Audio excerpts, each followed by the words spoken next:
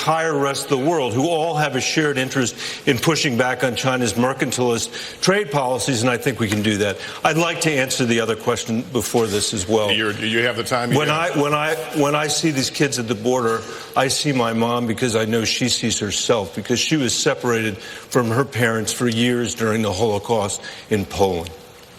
And for Donald Trump to be doing what he's doing to children and their families at the borders, I say this as somebody who wrote the immigration bill in 2013 that created a pathway to citizenship for 11 million people in this country, that had the most progressive DREAM Act that's ever been conceived, much less passed. It got 68 votes in the Senate.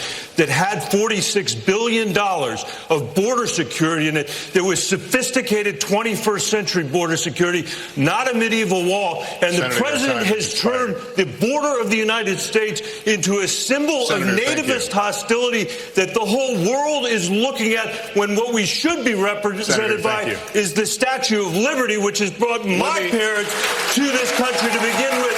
We need to make a change. Mr. Yang, let me bring you in on this, on the issue of China. You've expressed a lot of concerns about technology and taking jobs. Are you worried about China? And if so, how would you stand up against it?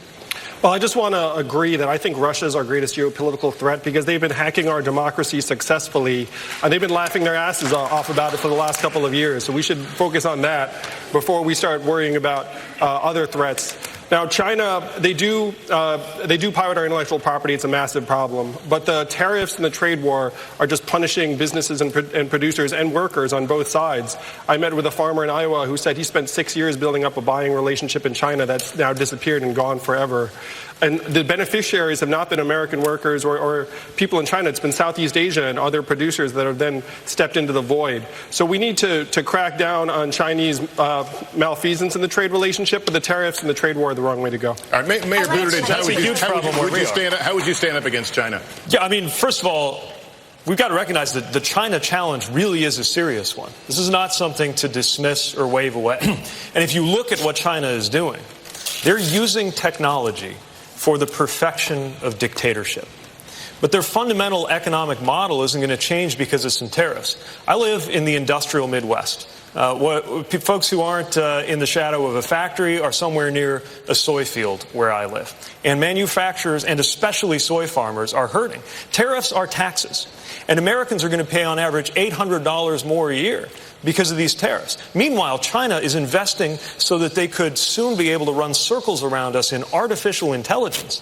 And this president is fixated on the China relationship as if all that mattered was the export balance on dishwashers. We've got a much bigger issue on our hands. But at a moment when their authoritarian model is being held up as an alternative to ours, because ours looks so chaotic compared to theirs right now, because of our internal divisions, the biggest thing we've got to do is invest in our own domestic competitiveness. If we disinvest in our own infrastructure, education, we are never going to be able to compete. And if we really want to be an alternative, a democratic alternative, we actually have to demonstrate that we care about